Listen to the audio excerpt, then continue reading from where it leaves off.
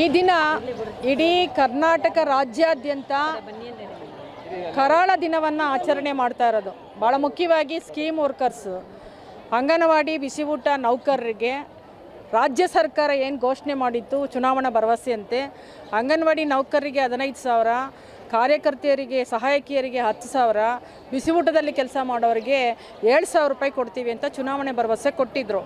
ಈಗ ಅಧಿಕಾರಕ್ಕೆ ಬಂದು 3 ವರ್ಷ ಕಳೆದೋಗಿದೆ. ಆದರೆ ಅವರು ಸ್ವಲ್ಪ ಪ್ರಮಾಣದಲ್ಲಿ ಅಂಗನವಾಡಿ ಮತ್ತು ಬಿಸಿ ಊಟಕ್ಕೆ ಸ್ಪಂದಿಸಿದಾರೆ ಬಿಟ್ಟರೆ ಪೂರ್ಣ ಪ್ರಮಾಣದ ಅವ್ರದ್ದು ಅವಧಿ ಏನು ಮುಗಿಯೋದ್ರೊಳಗಡೆ ಅವರು ಹೆಚ್ಚಳ ಮಾಡಬೇಕಾಗಿತ್ತು. ಆದರೆ ಈಗಾಗಲೇ 3/4% ಅವರು ಘೋಷಣೆಯಂತೆ ನಡ್ಕೋಬೇಕಾಗಿತ್ತು. ಆದರೆ ಅದು ಇನ್ನೂ ಈಡೇರಿಲ್ಲ. ತಕ್ಷಣ ಡಿ.ಕೆ. ಶಿವಕುಮಾರ್ ಅವರು ಈ ಒಂದು ವೇತನ ಹೆಚ್ಚಳದ ಭರವಸೆಯನ್ನು ನೀವು ಪ್ರಣಾಳಿಕೆಯಲ್ಲಿ ಕೊಟ್ಟಿದ್ರಿ, ಆ ಪ್ರಕಾರ ಅಂಗನವಾಡಿ ಮತ್ತು ಬಿಸಿ ಊಟ ನೌಕರ ವೇತನ ಹೆಚ್ಚಳ ಮಾಡಬೇಕು ಅನ್ನೋದು ಪ್ರಮುಖ ಡಿಮಾಂಡ್ ಇದೆ.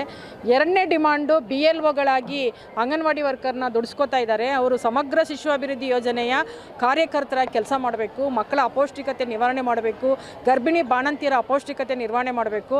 ಅವರು ಅಂಗನವಾಡಿ ತೆಗಿಬೇಕಾ BLO ಕೆಲಸ ಮಾಡಬೇಕು ಅನ್ನೋ ಪ್ರಶ್ನೆ ಇದೆ.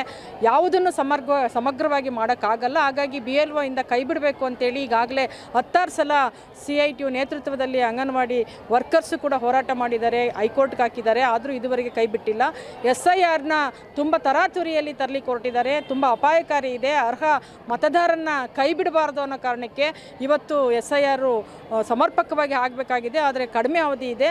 ಅದು ಒತ್ತಡ ಇವತ್ತು ಅಂಗನವಾಡಿ ವರ್ಕರ್ ಮೇಲೆ ಬೀಳ್ತಾ ಇದೆ. ಅವರಿಗೆ BP ಶುಗರ್ ಇರೋರು, ಅನಾರೋಗ್ಯ ಇರೋರು ಮತ್ತು ಅಂಗನವಾಡಿಯನ್ನು ಪೂರ್ಣ ಪ್ರಮಾಣದಲ್ಲಿ ಮಾಡಲಿಕ್ಕೆ ಆಗದೇ ಇರೋ ಸಂದರ್ಭದಲ್ಲಿ ಈ ಕೆಲಸ ಒತ್ತಡ ಆಗುತ್ತೆ. ಹಾಗಾಗಿ BLO ಇಂದ ಕೈ ಬಿಡಬೇಕು ಅನ್ನುವಂಥದ್ದು ನಮ್ಮ ಪ್ರಮುಖ ಡಿಮಾಂಡು. ಮೂರನೇ ಡಿಮಾಂಡು, ರಮೇಶ್ ಬಂಡಿಸಿದ್ದೇಗೌಡರು ಶ್ರೀರಂಗಪಟ್ಟಣ ತಾಲೂಕು, ಅವರು ಒಂದು ಪತ್ರ ಬರೆದಿದ್ದಾರೆ BOಗಳಿಗೆ, ನಮಗೆ ನಮ್ಮ ತಾಲೂಕಲ್ಲಿ ಇಸ್ಕಾನ್ಗೆ ನೀವು ಬಿಸಿ ಊಟ ವಹಿಸಿ ಅಂತ.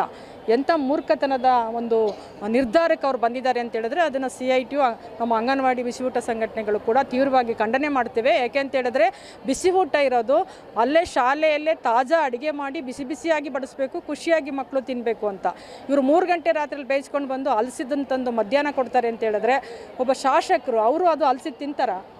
ಮಕ್ಕಳ ದೃಷ್ಟಿಯಲ್ಲಿ, ಮಕ್ಕಳ ಆರೋಗ್ಯದ ದೃಷ್ಟಿಯಲ್ಲಿ, ಶಾಲಾ ಹಾಜರಾತಿ ಹೆಚ್ಚಳದ ದೃಷ್ಟಿಯಲ್ಲಿ ಬಿಸಿ ಊಟವನ್ನು ಖಾಸಗೀಕರಣ ಮಾಡಲಿಕ್ಕೆ ಇವರು ಹೊರಟಿದ್ದಾರೆ ಅಂದರೆ ಇಸ್ಕಾನ್ ಜೊತೆ ಇವರು ರಾಜಿ ಆಗಿದ್ದಾರೆ, ಇಸ್ಕಾನ್ ಲಾಬಿಗೆ ಮಣಿದಿದ್ದಾರೆ. ಶಾಸಕರು ಈ ಕೂಡಲೇ ಅವರ ಪತ್ರ ವಾಪಸ್ ತಗೋಬೇಕು. ಯಾವ ಕಾರಣಕ್ಕೂ ಬಿಸಿ ಊಟವನ್ನು ಇಸ್ಕಾನ್ಗೆ ಕೊಡಬಾರ್ದು ಅಂತೇಳಿ ಆಗ್ರಹಿಸ್ತೇವೆ. ಹಾಗೆಯೇ ಇವತ್ತು ಗ್ರ್ಯಾಚ್ಯುಟಿ ಮತ್ತು ಎಲ್ಲ ಪ್ರಶ್ನೆಗಳು ಇದ್ದಾವೆ. ಅದರ ಬಗ್ಗೆ ನಾವು 16 ಡಿಮಾಂಡ್ಗಳನ್ನ ಇಟ್ಟು ನಾವಿಲ್ಲಿ ಮನವಿಯನ್ನು ಕೊಡ್ತಾ ಇದ್ದೀವಿ. CITU ನೇತೃತ್ವದಲ್ಲಿ ನಡೀತಾ ಇರುವ ರಾಜ್ಯವ್ಯಾಪಿ ಹೋರಾಟ ಯಶಸ್ವಿ ಆಗಬೇಕು, ಸರ್ಕಾರ ಸ್ಪಂದಿಸಬೇಕು. ಇವತ್ತು ICDS ಮತ್ತು ಬಿಸಿ ಊಟಕ್ಕೆ ಕೇಂದ್ರ ಸರ್ಕಾರ ಕಳೆದ 2015-18ರಿಂದನೂ ವೇತನ ಅನುದಾನಗಳನ್ನ ಕೊಡ್ತಾ ಇಲ್ಲ, ವೇತನವನ್ನು ಹೆಚ್ಚಳ ಮಾಡ್ತಾ ಇಲ್ಲ. ಕೊಡೋ ಅನುದಾನದಲ್ಲೂ ಕೂಡ ತುಂಬ ಕಡಿಮೆ ಅನುದಾನ ಕೊಡ್ತಾ ಇದ್ದಾರೆ.